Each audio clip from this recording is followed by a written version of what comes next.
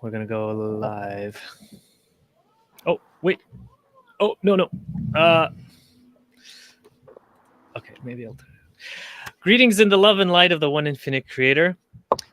I'm Andrii, and I'm here with Ed and Czar, and we will be discussing pre-incarnative choice, which is about the choices that we have made before our incarnation to things that we can work with. All right, throughout our incarnation, they're long-term catalysts. All right, now on to Czar's intro. Okay. Hello. We welcome you to this Law of One podcast in the love and light of the one infinite creator. This is a teaching experiment founded on unity, harmony, and unconditional love. The topic covered today is, as Andrii said, pre-incarnational choice, planning the path. We are grateful for those who listened to our teaching experiment, and we thank those of LL Research who have channeled and continue to channel and produce spiritual information to this day. We thank those entities of the Confederation of Planets in the service of the one infinite creator that provide the information we wish to discuss. We have every intention of staying true to Confederation philosophy. It is our desire to serve through this experiment. We are attempting to learn a topic as a social memory complex. This means we desire and have the goal to teach a topic as a unified and harmonious group. At this point, we wish to make it clear that we are not experts or authorities on any such topic we cover, and we are not infallible on what we have to say. We would ask that you use your own discrimination to determine whether the words and concepts we share with you have value in your spiritual journey at this time. If there are any that do not, we would ask you to lay them aside and think not a second thought about them, and use only those words and concepts that speak to your heart, that speak to your journey that you are now on. And we do not wish to be a stumbling block in your seeking. Thank you for watching. We will start with Ed on the topic of pre-incarnative choice. Hello. So yeah, I've just got a quote to start off with that I think it's quite a recent one, but I think it's one that kind of sums up a lot of what we'll be talking about. So, the pre-incarnated choices the infant being made before coming into being as an infant in this illusion reside also within the potentials of the infant's experience and consciousness, and even these can be considered and acted upon using an infinite set of choices with which to process them in life. This, seen this way, the infant containing the infinite universe indeed expands, we may say, the view of an infant as simply a small being expands the view into one of an enlarged idea of the creator. The idea of approaching and embracing life from the vantage point of love and with the energy of love is the most important in your illusion and in any place within the universe. Love, being the great original thought, is embodied in the infant and in the universe which it contains. So, my kind of take on this and why I think there is a beautifully constructed analogy for what we're talking about is the fact that all of these things, before we go into, as a spirit, the baby that we become, the vehicle that we become, all of those choices and everything, we do all of that planning beforehand. Yeah, and then we essentially pick the baby that we're going to go into based on the outcomes that we want. So that baby that we go into needs to have exactly the right things in place for us to have what we want out of that life, out of that incarnation. So the bit where it talks about the infant being made, is talking about that same process that Ra mentions, whereby if you're doing a natal chart, a horoscope, you have to look at the point of conception all the way through the baby's development to the point of birth, because those energies over that period are the things that form the baby itself. So this ties into the whole process of the baby being made essentially creates the potentials that your spirit has going into that vehicle. So the potentials of the infant's experience and consciousness. So what you will be able to go through in your life that then essentially kind of allows the spirit to learn the lessons it needs to learn. Right now, this also really brings it to another point that's beautiful throughout the Law of One material, which is this idea of the microcosm, macrocosm. You know, something that's been around in pretty much every occult philosophy ever. The idea that we are this reflection of the universe. Now, this is just a beautiful way of putting it. That the infant contains the infinite universe, which then expands, as paraphrase, uh, uh, so to view to one of the enlarged the idea of the whole creator. So the point is that when you go into it, there's infinite potentials to that baby that then reflect the infinite potentials of the universe, the infinite potentials of creation, of the creator living in that form. But you picked out the choices that you want to go into. But it also says that this is not destiny. This is not set in stone. This is not written out for you, that you've got no choice. It says that, actually, when using, okay, so once you go in, yeah, even these can be considered and acted upon using an infinite set of choices. So that essentially is your free will. And the point of the veil is when you come in, all of what the plan that you've got is cut off, it's gone. And you are left with the choices that are going to be laid out in the life that you lead, the catalyst that's going to affect you, and these pre-incarnative distortions that are going to be in the baby and be in the consciousness that goes into it without the veil. You know, with the veil there, blocking off what you should know about the thing. So then when you go into it, you are left with the free will guiding the choices that you make inside that life, giving you the destiny part where it's written out and you planned it.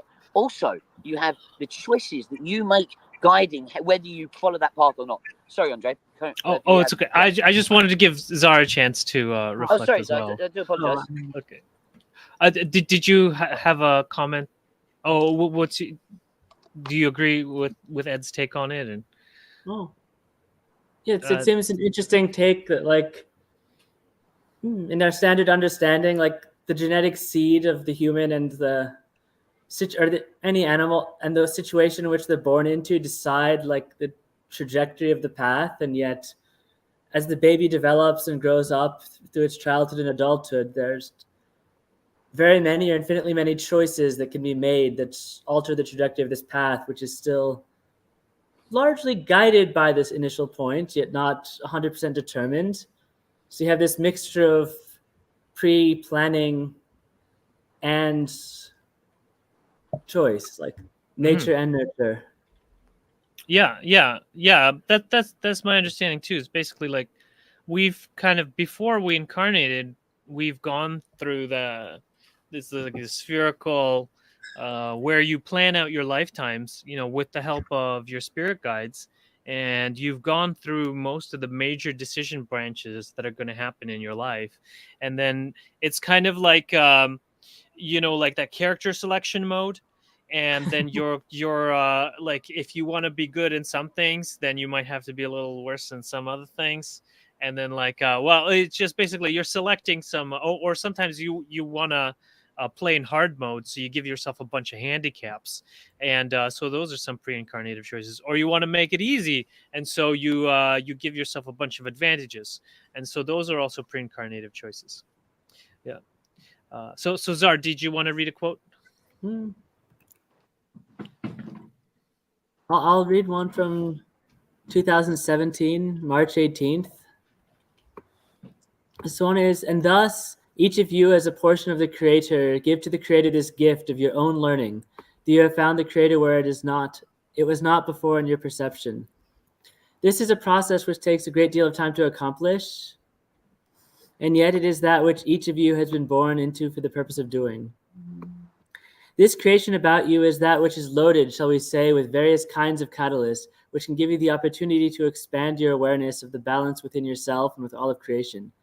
Your pre-incarnative choices have put a certain charge, shall we say, upon various kinds of catalysts, that your subconscious mind shall guide to you during your incarnative experience, so that when you see this catalyst coming to you, you will respond in a certain fashion, hopefully if you are in harmony and unity with your pre-incarnative choices. So what I take from this quote is that our pre-incarnative choices seem to often, maybe subconsciously, unconsciously, guide the types of experiences that are attracted to us, or the types of experience that we are attracted to. Say certain challenges or certain relational patterns and partners. And They aren't like strict guidance, but are more like charges and guidelines, as if we have some like Google Maps relay connected to us. Like the map is there and it's like beep beep beep, and we're more likely to take it, but not necessarily. So, Ed, do you want to give your take on it? Okay, so I'm just trying to find the quote there, but I really like that one as well. I think that one really relates to what we see as what resonates with us.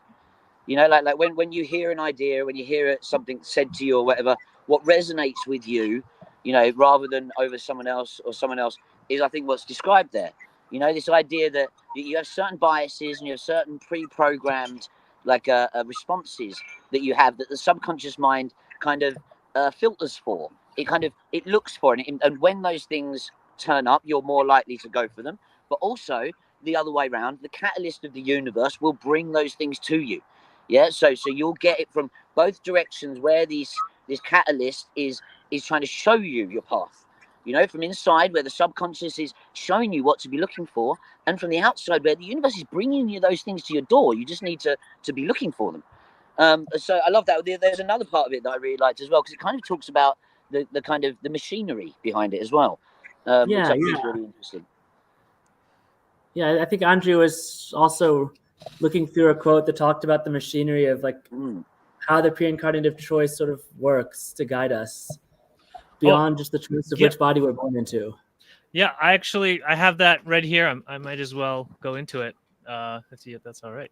So this is from 2001, January 14. Within the very recent of your past, there have been very creative intuitive entities which have begun to create so-called machinery, which is actually a combination of physical machine and vibrational machine. These so-called black boxes, of which this instrument is aware, can in some cases affect some of the finer bodies by virtue of sending certain vibrational energies, which have a sort of shadow effect on these finer bodies.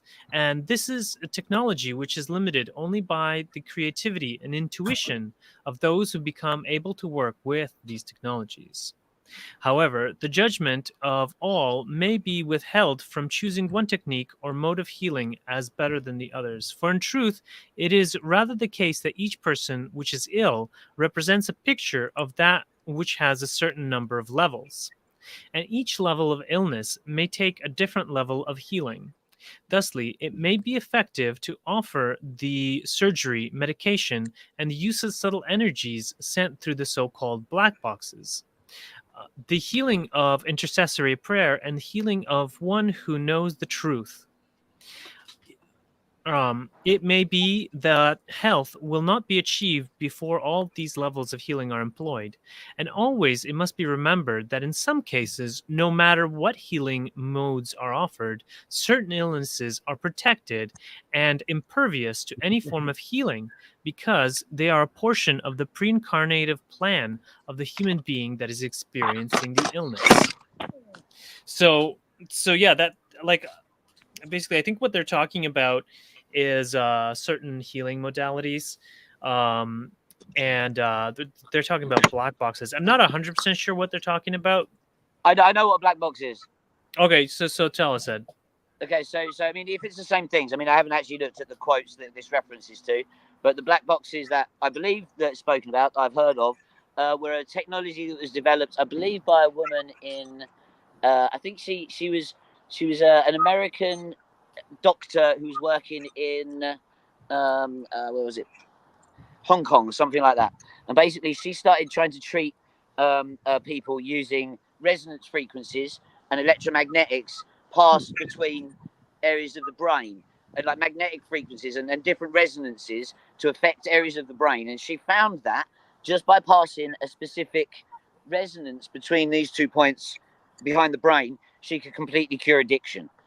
And I mean, this technology went mad for a few years, where like rock stars were using it for a week and stopping drug use that they'd had for 20 years. But then, because of the fact it was actually being able to be used for lots of other things, they found that you could use it to help with this, and you could use it to help with that.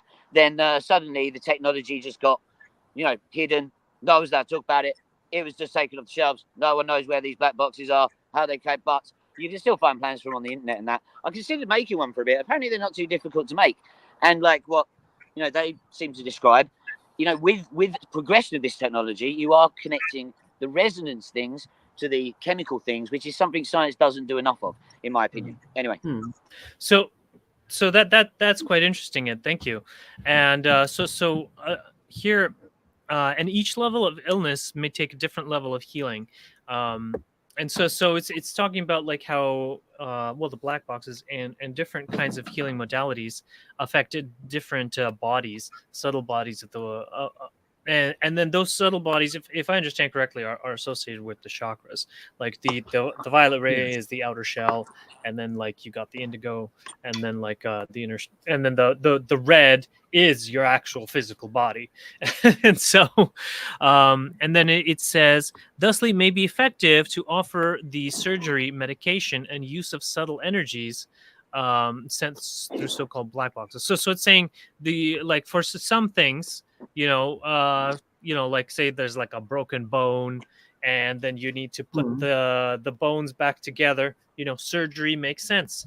For some things, medication or some herbs or also may make sense for some kind of temporary alleviation or realignment.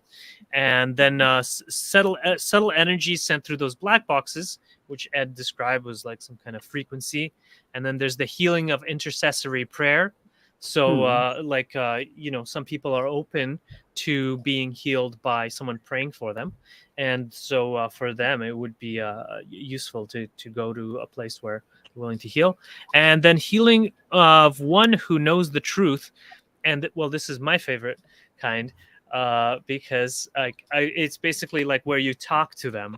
And then so my take on this is that it's like you tell them, well, the spiritual cause of this is like resentment, towards relation to your spouse or something like that. And so we got to recognize the divine within yourself and them. They're like, oh wow, yeah, that makes so much sense. And then and they improve physically, or for lungs it's will and things like that, will to live, and then finding purpose, that kind of stuff. All right, Zar, do you want to have a comment on this quote here? I don't think I have much comment. It makes sense that for different kinds of illnesses, different modalities of healing will work better, and probably mixing them can help in some cases. Yeah.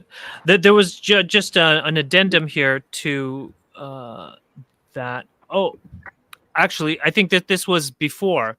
However, the subtleties of the practice of healing continue due to the fact that illness within the human being is not usually a simple thing, but rather a multi-layered set of departures from various parts of the natural balance of energies in parts of the subtle bodies as well as the physical body. So in earth terms, for instance, using the instrument as an example, physical stomachache, mental distraction, emotional challenge, spiritual tension, and the spiritual tensions having its various subtle layers of densities in the inner planes. Within certain entities' illnesses, these are levels of the inner planes where pre-incarnational lessons have been put into place, meaning that a certain condition cannot be healed because it is protected. At other levels of the inner planes, there are points of opportunity for leaving the incarnation, which are also protected. So that is only the will of the one who is ill that can choose life or death at a certain crisis point, so that no healing can be effective at these points except it be the healing of the person by the person's will and choice. So this is like where pre-incarnative choice and healing really go together, in terms of some healers are like, oh, why couldn't I heal that person, and they're like, they might be tearing themselves up being like, oh, what did I do wrong? But it's just, it was that other person's pre-incarnative choice, maybe like some people, for instance, I read in the Dolores canon, they had were afraid of the dark. And they always wanted it to be very bright so that they could see everything that was happening. And then on their next life, they decided to have an incarnation where they were blind, so that they could learn to be compassionate to the dark and learn to work without light. And so they made that pre-incarnative choice to be blind for that incarnation. And so if the person is like unless they decide during their incarnation that, okay, I'm done with being blind. I'm okay. Like I've completely compassionate I've to, made peace with the dark. Like my lesson is yeah, learned. yes, exactly. And then it's like, I'm okay with my vision, and then it can happen. But otherwise, like an external person can't heal them for that, since they made it that choice pre-incarnationally. Hmm. Okay, And so then the other, my thoughts on the whole healing thing, go ahead. Mhm. essentially is, like they talk about, it's differences between these subtle bodies being out of harmonic frequency. That can manifest in lots of different ways. Like a physical thing, like a cancer or something growing, or a protein stopping working, turning a gene on or off.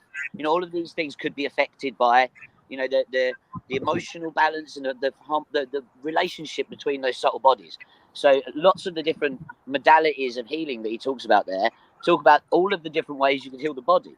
If you're talking about the red ray, all the combined, all of it that makes the physical body, essentially surgery, to actually affect the physical body. Drugs, which you could argue essentially vibrationally affect parts of the body. That the interaction between those things, looking at a quantum biological sense, that's more how a drug would be described than the chemical sense. Then you've got faith healing, and opening the crown chakra to allow those patterns to change inside the body, or things like that. But then the last part where he's talking about the one who knows the truth and all of that, really that comes down to the fact that we can heal ourselves.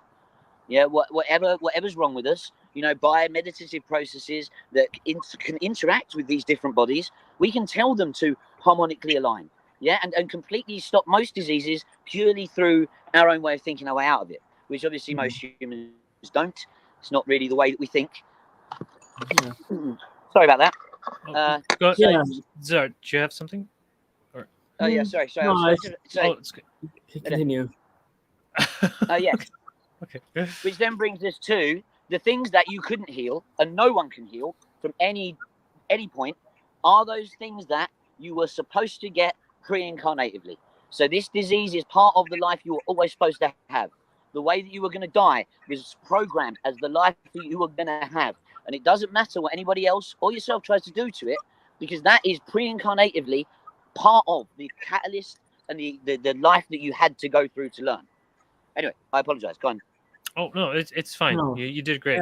Yeah. I was going to say that similar with the darkness, it seems like some illnesses for people can catalyze the start of like deep health or spiritual journeys that they might otherwise not get into.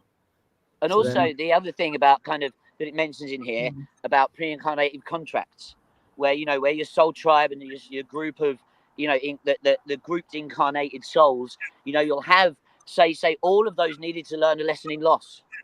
One of them would take an act of sacrifice to go through some horrible tragedy or some pre-incarnative disease, so that those around them would learn those lessons of compassion and those lessons of loss, and of and to learn to grow from them. So the act of those tragedies that are pre-incarnatively planned are catalysts for the others in the soul group.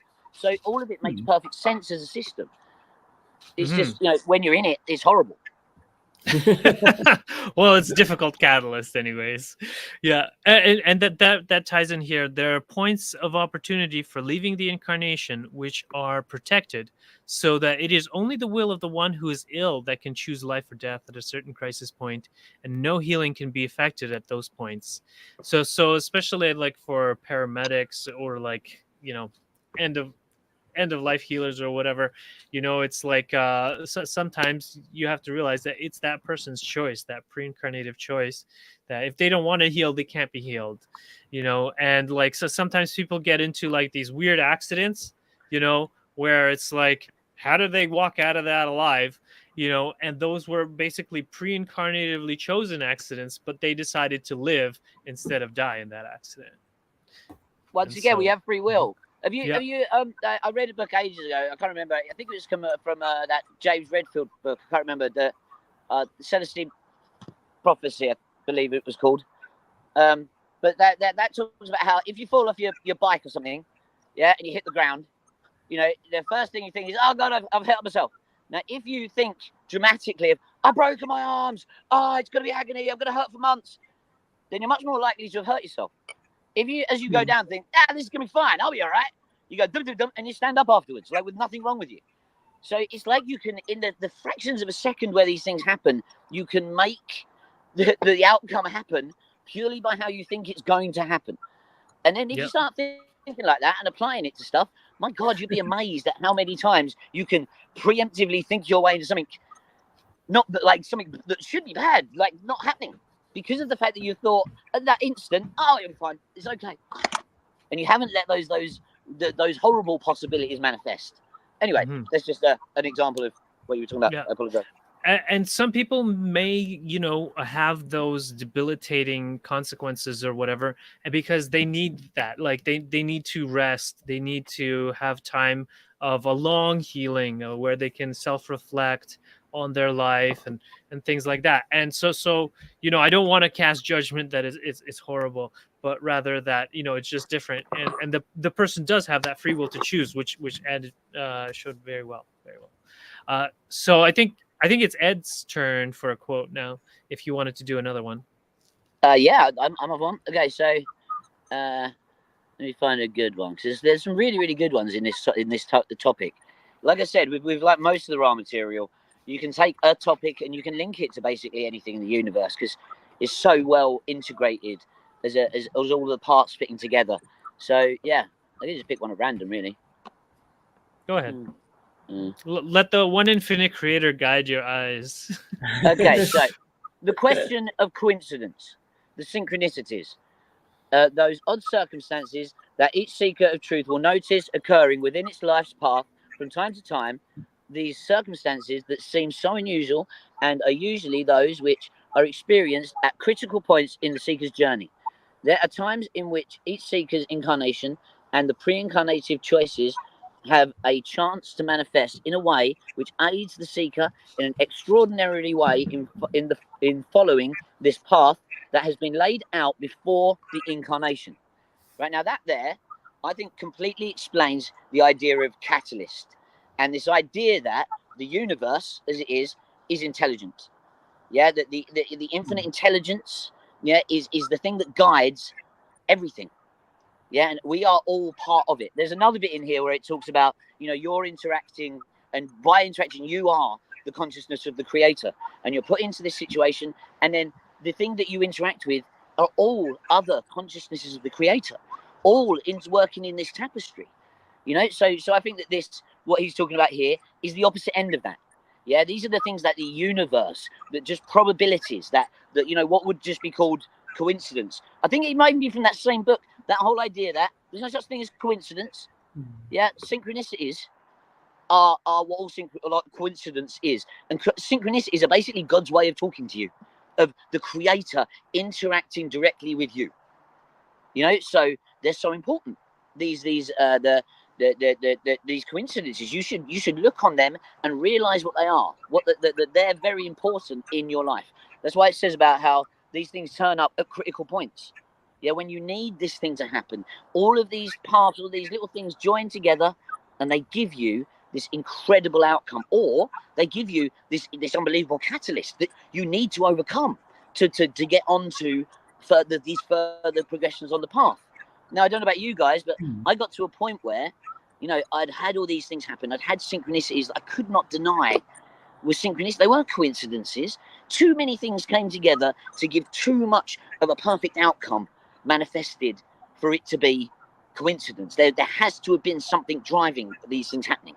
And at that point, I started looking back over my life and all the phases of it, and I could see that the pre-incarnative path, that I needed to learn this to be able to do that, to then become this to be able to do that. And all of these things came from the catalyst, the universe giving them to me, rather than these internal things that I went to try and do. If I tried to do something that was wrong, it got blocked, it broke up. But the things I needed to learn from that drove the next thing that I needed to do. Does that make sense to anyone? So I think this whole thing perfectly lays out the idea that the way the universe works to give you these catalysts was planned out before you were born. And the way that works is because it was planned in time space, and then it occurred in space time. So you can have this where you can look at what the incarnation is going to be in all directions from all the infinite possibilities of the multiverse, and then you can pick out which one is going to give you the best probabilities of an outcome. Yeah, and then the synchronicities that occur inside the universe are the things that try to ensure that outcome. No matter what your free will choices, you make the choices, but these catalysts and these synchronicities will keep happening to show you what you should be learning. Anyway, that's my take. That's cool. That's cool. Zar, did you? It seemed like you had some reflections on it, but No. Well, no, I agree that it seems like synchronicities are one way that like what one can be guided towards experiences that have been like pre-incarnatively plotted out. It's maybe just on a rigid path. They're unlikely to occur, yet somehow or other paths can connect so as to bring about the interesting experiences and catalysts. Mm-hmm. Yeah, like I think that is it is a good point. Like, for instance, like what it was saying. Like, I was born in Ukraine, and then we moved. Like before I was born, so pre-incarnatively, my parents chose to move to Canada, and so I guess for my incarnation, I knew that we would be moving to Canada, and we moved to Etobicoke. But then after we had lived in Etobicoke for a while, my parents and I moved to North York for a house. And then it just so happened that then I went to university where and I felt like the reason I was going to university was to meet my wife because I didn't actually find it educational, not very educational anyways. But I did meet her there, and she was from Etobicoke. So, like, I think that there was that opportunity. Synchronicity. Like, it's a synchronicity. Yeah. Like, had I stayed in Etobicoke, I would have probably met her in like high school or something like that, but our life trajectories had diverged since I had lived in a different town. But then we re-met up in a synchronicity at that university. So it worked out quite well. And it was a synchronicity, exactly, bringing those pre-incarnative choices back together.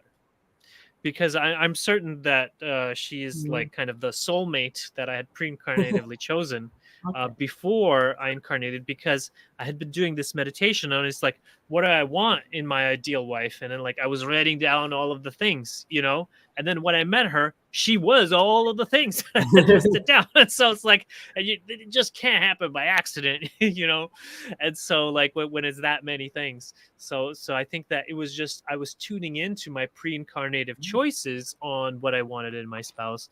And then I just recognized my spouse when I finally met her.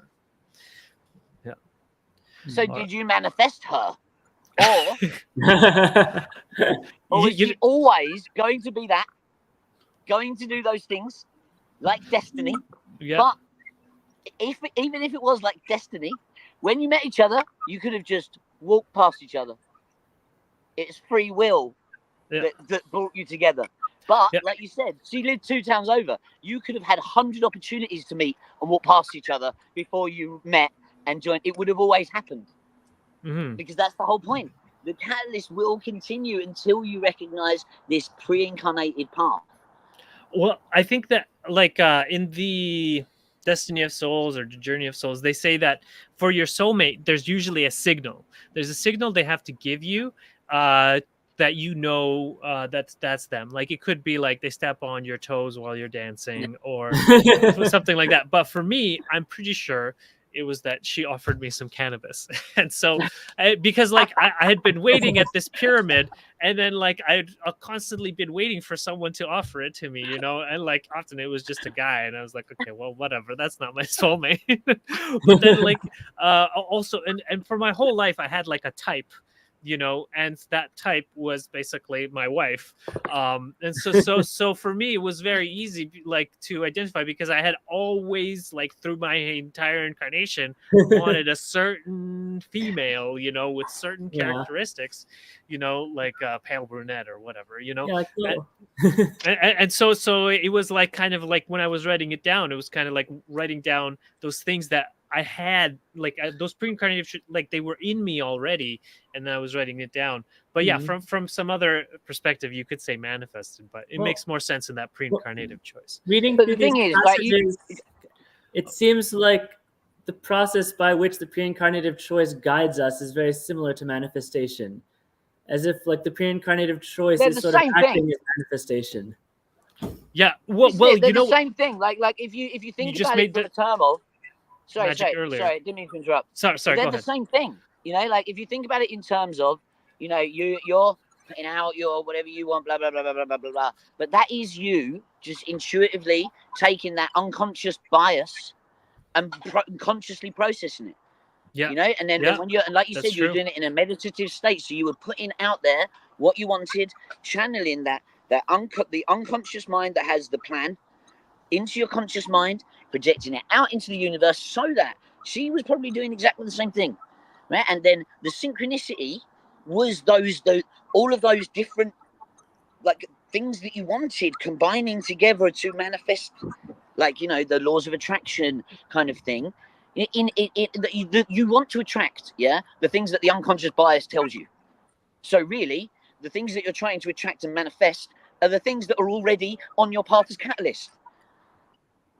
Mm-hmm. Makes sense, right? Yeah. And also you time, can think space, time. Yeah, and you can also think about it as manifesting through a longer time period. Like, you had made the spell before you incarnated, and then it manifested 100%. during your incarnation. Yeah. That's it. Essentially, that is kind of what it is. These patterns that we talk about, that you're stepping into, that follow the path, they're all just these magical patterns that everything's built on. Mm-hmm. Honestly, dude, mind blowing, loving it. Anyone else got a quote? Yeah. I think we got time for one more quote, and then we're gonna do discussion, consensus. Anyone has a quote they're raring to go for? Or I guess I have one more quote that I liked. Go ahead. So this one is from 2016, March 5. So the question deals with the idea of pre-incarnative planning and people experiencing the catalyst they need to learn personal lessons. How can we reconcile the idea that people experience what they need for their personal growth with our desire to serve and relieve other souls of their suffering? Is there a line between allowing people to learn their lessons versus attempting to relieve a person of their suffering? Okay. And the answer is, so when you look upon those entities about you who experience what you would call the suffering, you know within your being, if you're conscious of the process of pre-incarnative choices, that there is a reason for such suffering. Perhaps the entity wishes to learn endurance, or to learn strength, or to learn to empathize with others about it who suffer, that it might partake in the strengthening of their inner resolve to continue forward into the light in spite of their suffering, the pain, the discomfort, and the confusion. Thus, when you look at an entity that is suffering and you see yourself desiring to be of service to it, it is most appropriate to add that which you can to relieve the entity of the suffering, for that is your part in this situation. Your part is not to try to figure out why the entity suffers or what lessons the entity could be working on. Your part is to look upon this entity as one which you may be able to aid, that may play a part in your own growth in providing the service that you feel is potentially helpful in relieving the suffering.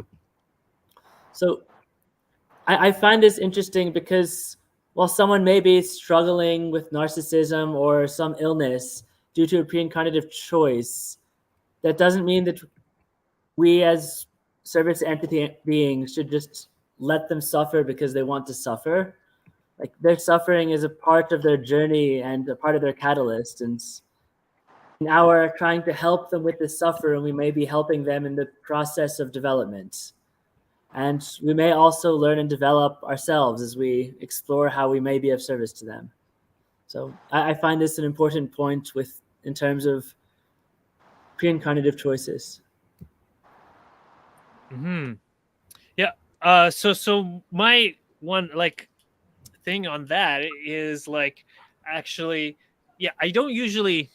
I don't know. It's because usually I go with that whole talk to them about the truth, and so oftentimes I tell them about well, these are the probable spiritual causes, and they say you shouldn't figure out their causes, but I'm not telling them what the causes are. I'm just telling them what they probably are, and then I tell them to figure out definitely they've got to do the meditation and then find out from that still small silent voice, why is this exactly happening to me, and what should I be doing about it? And then they will get the answer as long Yeah. as they feel that worthiness to allow that indigo ray to open. Yeah, I think a very subtle point there in terms of communication might be that the distinction between trying to diagnose the causes in someone else versus trying to help them explore and understand the causes or the possible causes of the situation for themselves. Mm-hmm. Mm-hmm.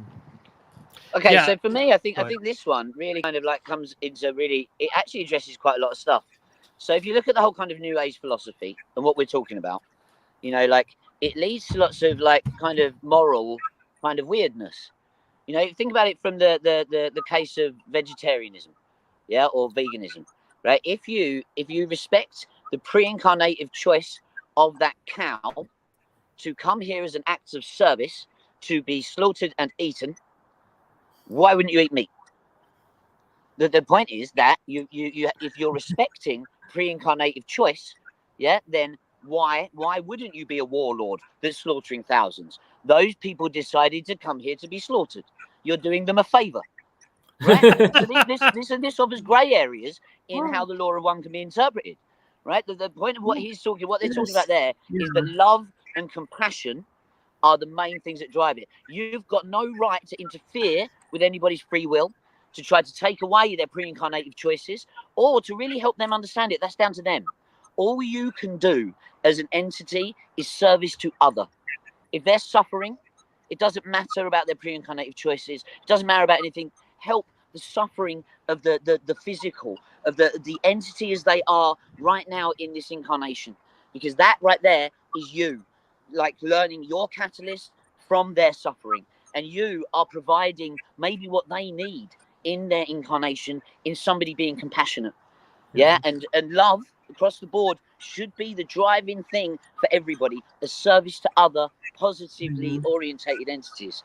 Yeah, if you're not, then the law of one has a place for you. Yeah, Kali Yuga, you go be a warlord. That's up to you, right? But point is, do you really want that? No, it should all be a place of love. Yeah. Anyway, that's for me what that thing means. Is, you don't want to interfere with people's karma and shit.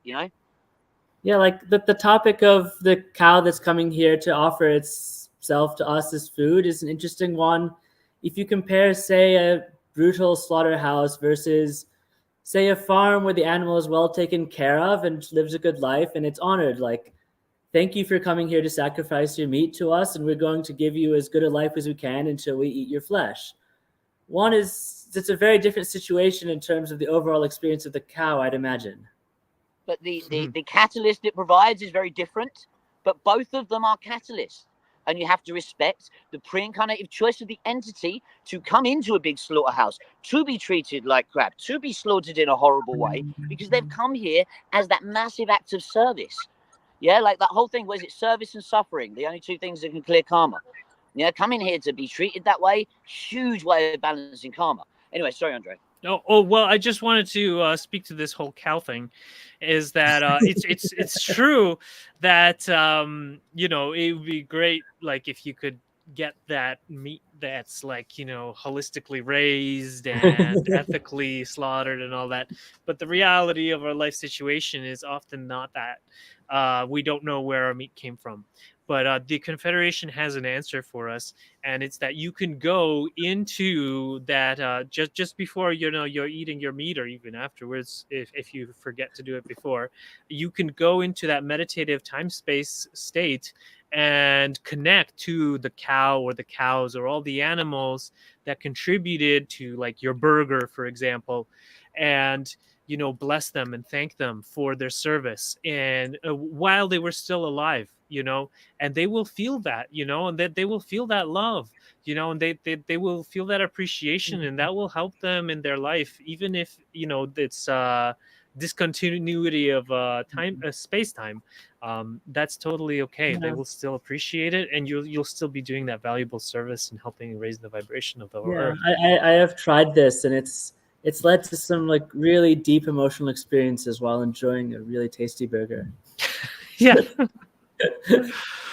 All right. Yeah, there's two kind of little bits that I kind of link to that. One, the whole kind of druid idea that essentially whatever you eat, doesn't matter what it is, you take on the energy of that thing, and it affects your body.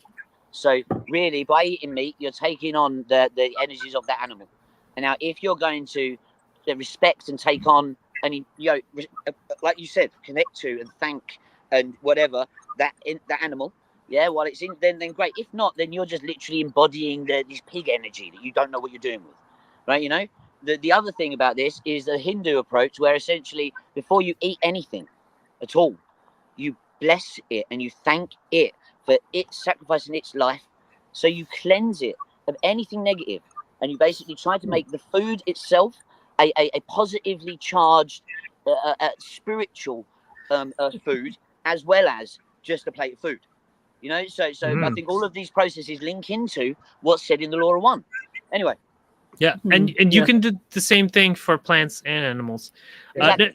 Now just okay. Well, I'll let you go, Zar. But then I wanted to do that quote on narcissism because we several times. No, I was going to say, like, I wonder if we can apply this to like anyone who's suffering catalysts in life, like thanking them for their experience in suffering and what it teaches, like the one creator, and like now how can we process this together? And like it says in there, see the love of the creator in everything. It doesn't matter how horrible it is. See the love of the creator in it, and that's what we're here for. Our path is laid out because that's what we want. If you see the love of the creator in all of it, mate, that's the point of life. Anyway. Yeah.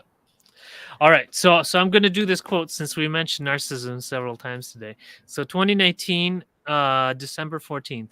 This type of lack of self-worth is oftentimes adopted by entities pre-incarnatively in order to find the truer nature of the deepest self. In other words, there is the need, pre-incarnatively noted, to bolster the true appreciation of the nature of the self. Thus, the challenge is given the self during the incarnation to find the way through the maze of narcissistic enhanced options that are produced by the entity in an effort to put up what amounts to a sham appearance to others. Thus, it is hoped pre-incarnatively that the experiences with others will be of such an intensity that eventually there will be a breakthrough of the self that is expressed as the narcissist to discover the entities surrounding the self are the ones who have the most balanced point of view that is offered as an objective referent for consideration by the narcissistic perceptions. This is a difficult path to follow. To depend upon the understanding and loving responses of entities about the narcissist is to look into a mirror and see that which eludes the narcissist. That is, the everyday appreciation of the appearance of the abilities in all of their selves. This appreciation then can be, if the narcissistic entity is successful, turned back or reflected upon the self in a manner which pulls away or sheds the layers of narcissistic idolatry of the self.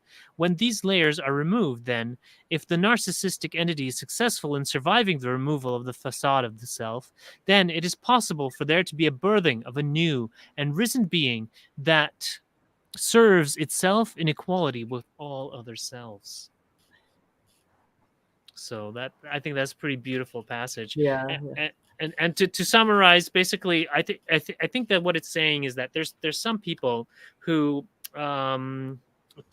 were not appreciating themselves, and they want to have a life where they do appreciate themselves, and they give themselves the pre-incarnative choice to appreciate themselves as through narcissistic tendencies. And so they have this narcissistic, and so the idea is that they learn to appreciate themselves, recognize the divine within themselves, and then if they want to transcend this pre-incarnative choice, then they will realize that there's divine in everyone else as well, and that they can extend that, and they can hold that love for themselves and for all other beings at the same time. All right. I don't know if anyone has. Oh yeah, I also thought that was a beautiful choice. Very beautiful quote. And for me, it seemed like it says that some people choose to incarnate as narcissists almost to learn like a greater humility of like self-worth and equality with all, rather than a more like egoistic type of self-worth. And it's almost like the pre-incarnative choice to experience narcissism is actually trying to help one learn the opposite lesson. So then the pre-incarnative choices we make are not necessarily because we actually want to keep our character in this manner the whole time. It might be to explore like, well, what is being a warlord like? Do I actually like this? And like, maybe I wish to learn more compassion and humility through seeing what it's like to be a warlord. And then the pre-incarnative choice is helping me develop my character, but not just by being a warlord. Thumbs are evil. Well, we got to forgive and love our thumbs. Yeah. But yeah, I fully agree. So for me, this one comes down to kind of this whole idea, that the pre-incarnative choice is to learn a kind of a more closer attachment to others, or connection to others, rather than being insular. So by coming into this incarnation as the just ego, just pure, it's all about you. Yeah, you are the thing. It's like the ultimate service to self distortion to start off with. Yeah, so you come in from that point of anybody telling you that you're one, that you're not bigger than anyone else, that you are part of something far bigger than you could be. A narcissist is never going to just accept that. No, I am all there is. Everything is for me. That's the mindset that drives them. Yeah. So in order for them to realize the divine inside themselves, they can use that catalyst of they're amazing, but really they have to realize that everyone else around them is amazing too. Yeah, and then that opens up connection of love and unity. Yeah, and like being on the same kind of spiritual level, right? And then that leads to the fact that you have to kind of get over yourself, drop the ego, drop how great you are, and realize that everything is done in love for the Creator. The you is just another fractal vessel to express the love of the Creator. Why? What do you matter? And as soon as a narcissist is never going to be able to understand that concept, everything crumbles if you take away that. So it's the hardest lesson you can incarnatively learn, right? So you come here having to take the hardest route to find the Creator. And I think that once again, the narcissist being this kind of pre-incarnative choice to come in service to self gives it so much more catalyst to find the oneness and the love of self found in others rather than in the self. Anyway, it's a really good quote.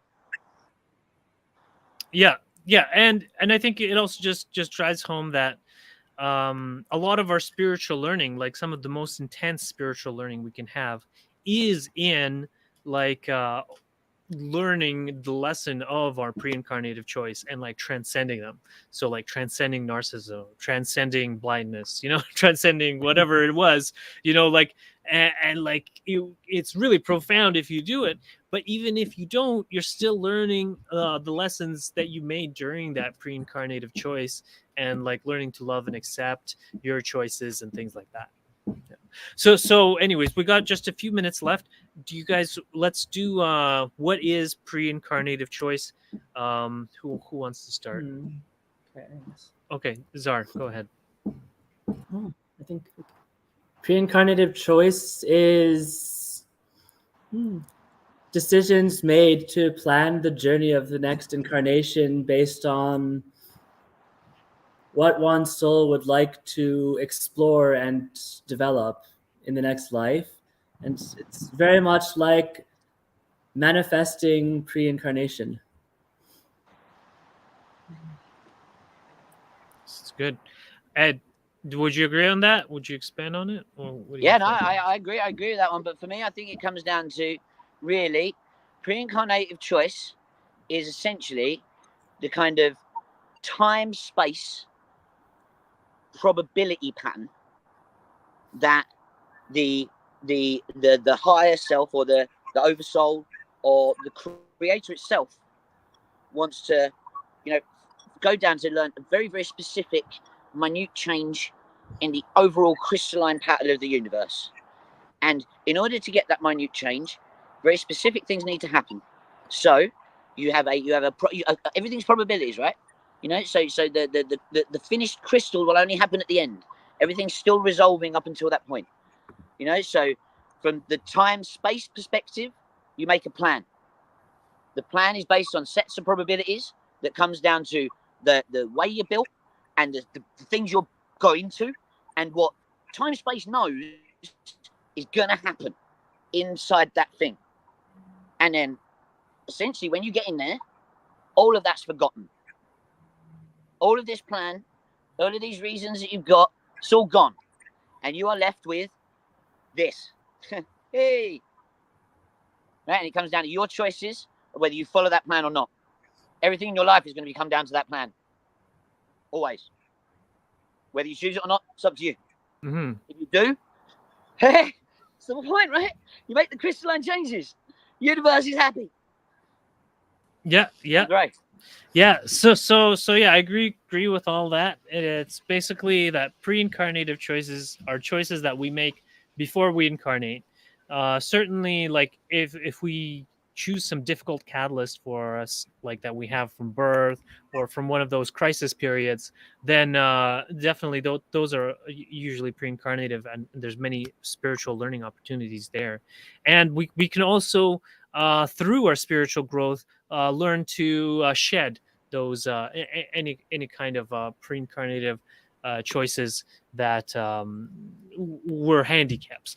And then but yeah, there's also pre-incarnative choice that are for smaller things, like well, I don't know, soulmates is not that small, but even birth dates and names, and like like the amount of 11s in my life, that must have been pre-incarnatively chosen. Like my name adds up to 11, and my birth date and my house number at the many houses I've lived, and so there's a lot of 11. So obviously pre-incarnatively I decided that was the important number for me.